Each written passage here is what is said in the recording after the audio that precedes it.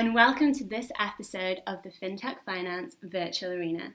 Joining me today, all the way from Riga, Latvia, is Elliot Goykhman, the founder of Zelf, the neobank for Generation Z. How are you, Elliot? I'm doing fine. Thank you. Thank you very much, Hannah. Hi. Hi, how are you finding the lockdown over there? Actually, it's pretty good here. I think that the Nordics and Baltic countries, they do really well with social distancing. So I think it's quite fine. There's very few places that are closed. Most of things are open, so it's good. So I am really excited to be profiling Zelf today because I find them completely fascinating. Thank Zelf you. is a challenger to the challengers. Exactly. What?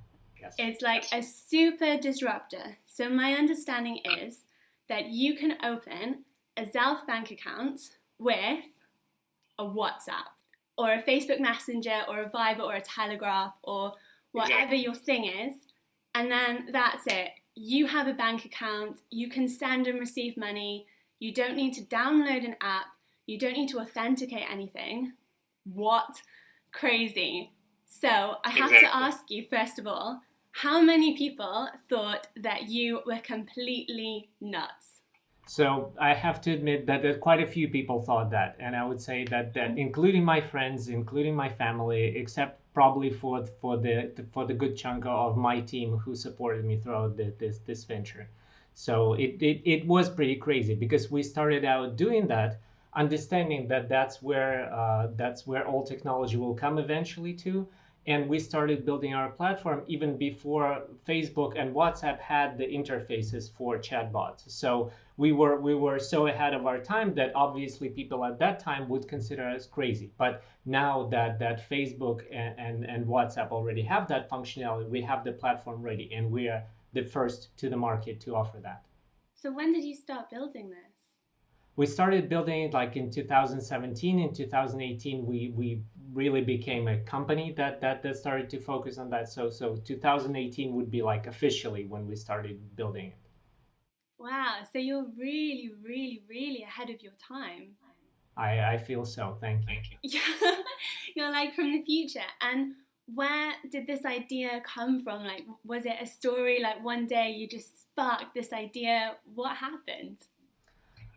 So first of all, you have to see how the technology changes over time, and you have to understand how new generations of people, how they're using the technology differently than it was before. For example, when PayPal was founded in 1998, the modus operandi was basically email, and that's why, let's say, their authentication is based on email address and on basically having to use email. As smartphones came into our life and they started to take really the majority of our screen time, and now people, even while watching a movie, are still doing something on the smartphone, we felt that prompted for the new generation. So if you had originally, let's say, internet banking, then mobile banking, then now you have really messenger banking. That's the next wave.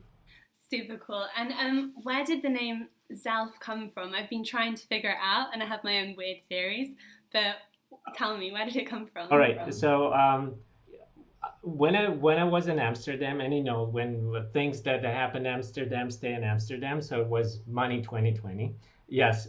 So and I was really thinking of a good name for our startup, and I stumbled upon a Dutch word, zelf, and which means self in English. And this I felt really encapsulated the idea because first of all it has a nice zing to it.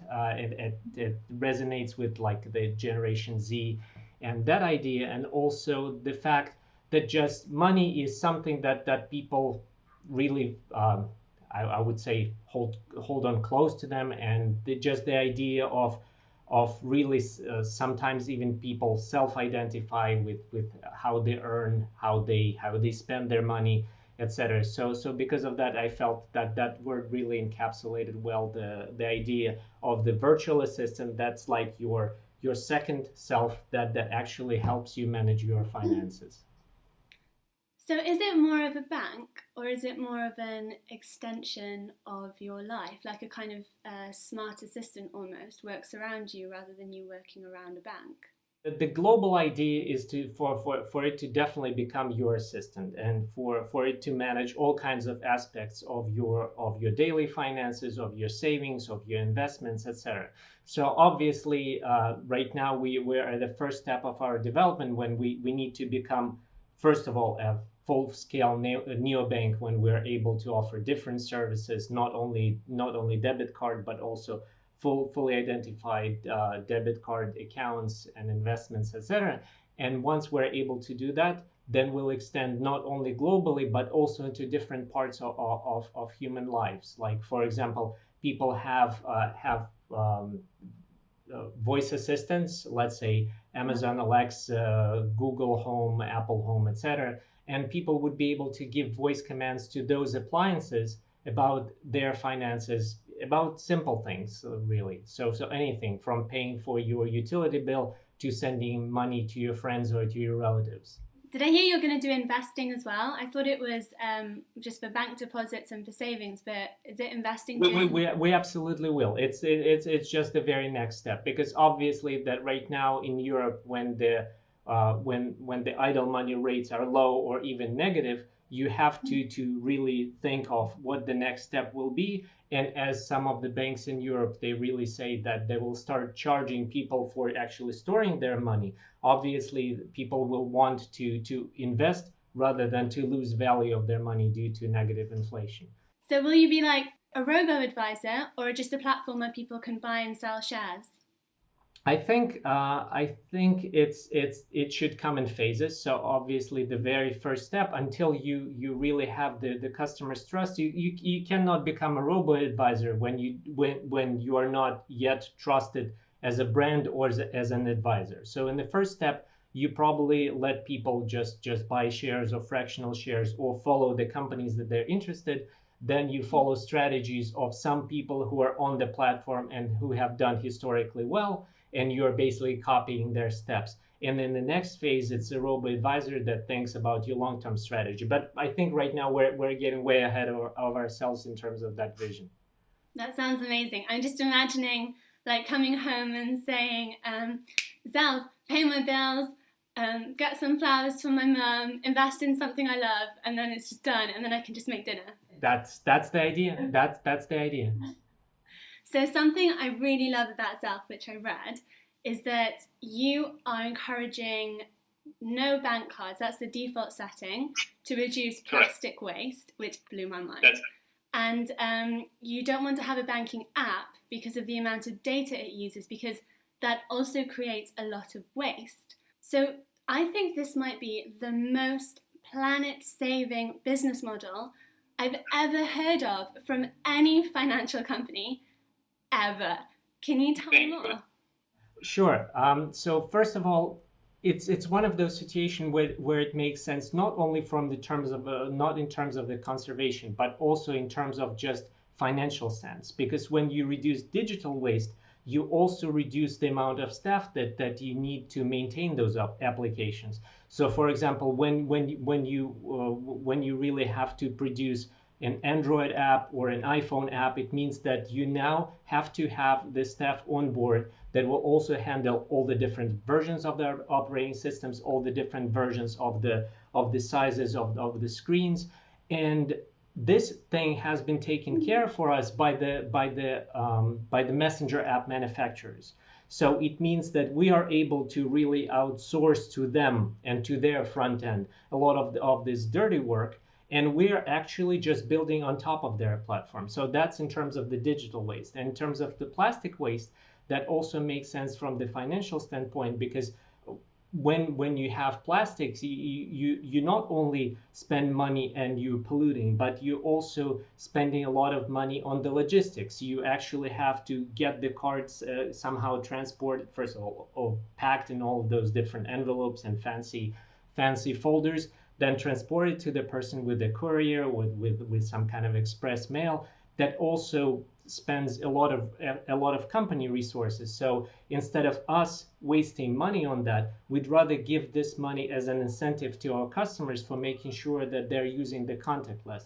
Plus, if we were to base our business model only on the way people do business right now, and let's say, for example, in Germany, let's say cash is king right now, and if everybody was basing their business model on how to accommodate current behavior, you wouldn't be able to build a cutting edge technology or to think several years ahead. So we needed to build the technology that will be the default mode of operation, let's say 1 year, 2 years from now. Are, are you a carbon neutral company? Pardon? Are you a carbon neutral company? I'm trying to think where you waste anything.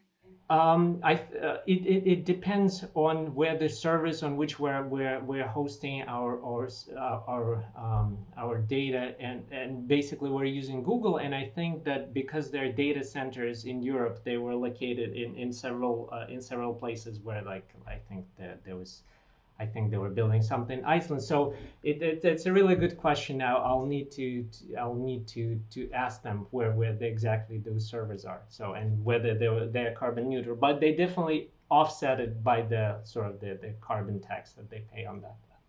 That's so clever. I'm so impressed. It's like not inventing the wheel at all, just using the stuff that's already there, which is what we should be doing anyway, but nobody thinks of it in terms of technology or finance.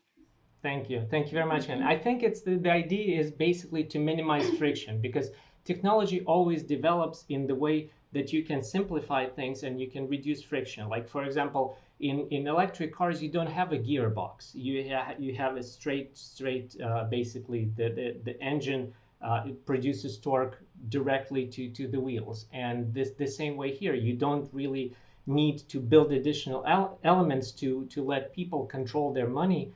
You don't need a separate application. You don't need a piece of plastic to identify, because people already have the phones in which their phone number, which is their primary identifier, is already built in. And do you think that the market is mature enough for that now?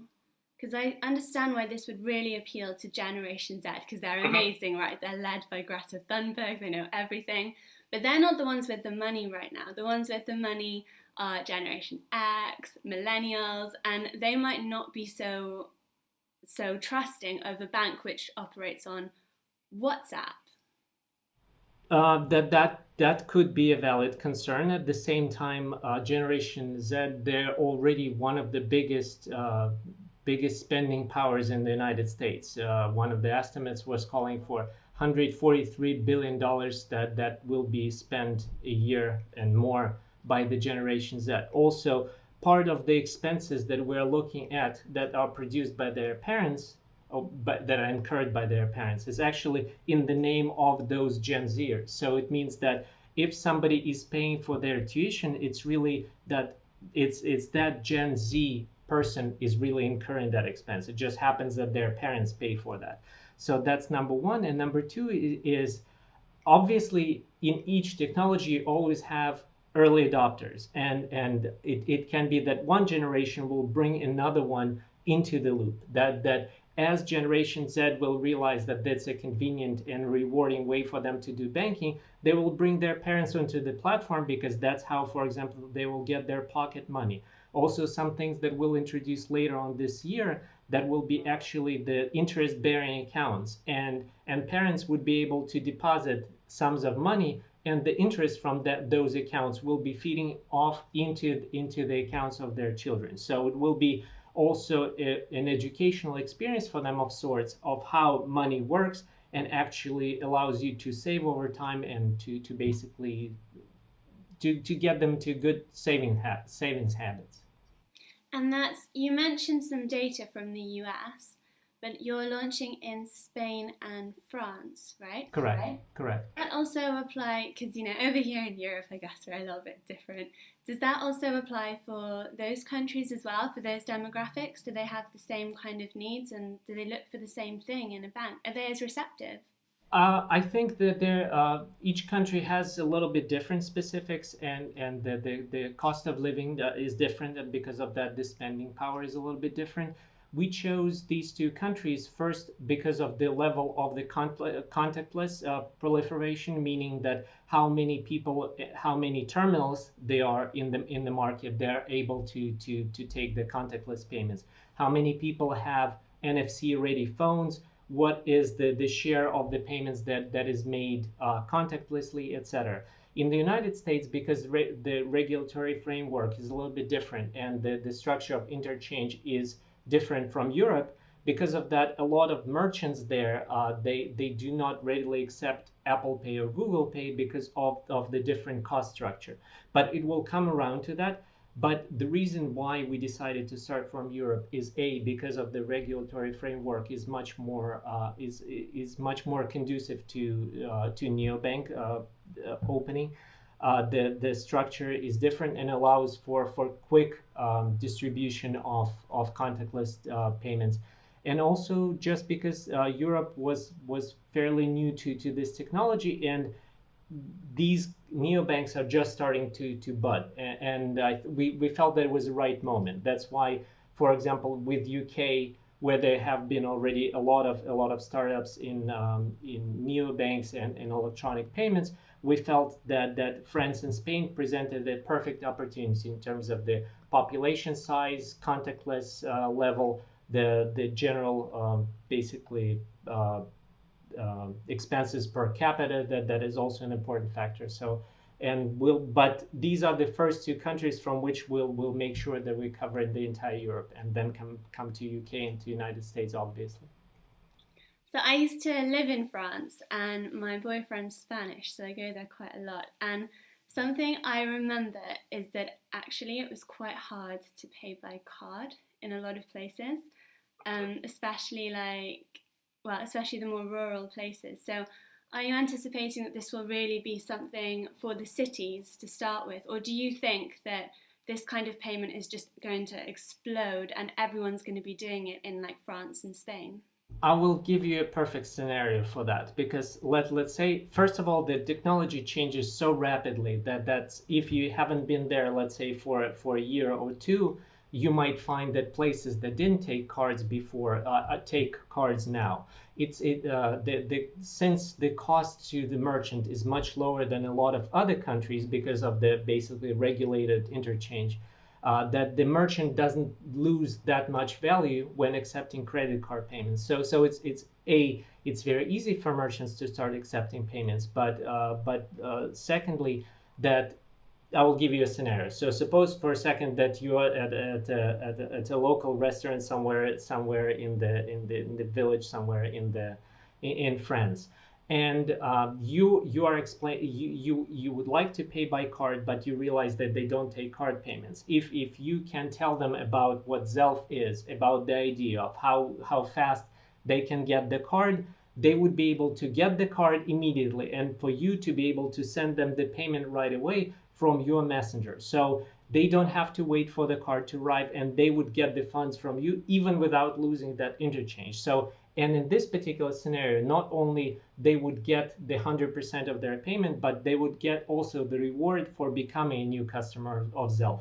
So both you and that person, the merchant, would basically be a win-win. So in terms of proliferation of that technology, it's built for viral growth, for one person telling another, this is how it works, this is how you can earn the money, this is the financial institution that is backing it, these are the stories behind it. So it makes it very easy. I literally just totally understood. That's amazing. So, like, if I'm in a taxi somewhere in France, living a very glamorous life that I don't actually live, and I want to pay for my taxi, but they don't accept card, I don't have cash, there we go. I could even just say, like, hey, open this bank account, I've referred you, £25, keep the change. Yeah, and that person will also earn five euros for opening that new account. So that's a perfect opportunity. When I was riding cabs around France or around Paris, and I realized that not very many taxi drivers there are aware even of the local neobanks that exist there. So I think that in terms of them being able to even just to plaster their QR code in their cab and say, hey guys, I just signed up for this card. Would you mind scanning and also enrolling? Because this way you and I, etc., and go through that whole spiel. I think even the cab drivers will become a perfect messengers for our idea because it's very easy to explain as you saw yourself. So I also have to ask you, with opening a bank account just from WhatsApp in 30 seconds, how do you get around any security issues, any anti-money laundering issues, and things like that other banks it takes them so long? Excellent question. The thing is that European regulation has gotten tighter over the past 3 years, and the latest changes, which are called AML5 directive, they came into power beginning of this year, but they were introduced in 2018, and that's when they reduced the limit of the cards that can be used without KYC, without basically document verification, from 250 euro to 150 euros. And we felt that that's, first of all, it's a very good step. It makes perfect sense because this way you minimize both money laundering and potential financing of terrorism. But what we do is in our system we have implemented these rules even ahead of time. So in our system it was already coded like that. Even in like 2019, our system already knew that since we will be functioning in 2020 when the law comes into effect, we already had those limitations.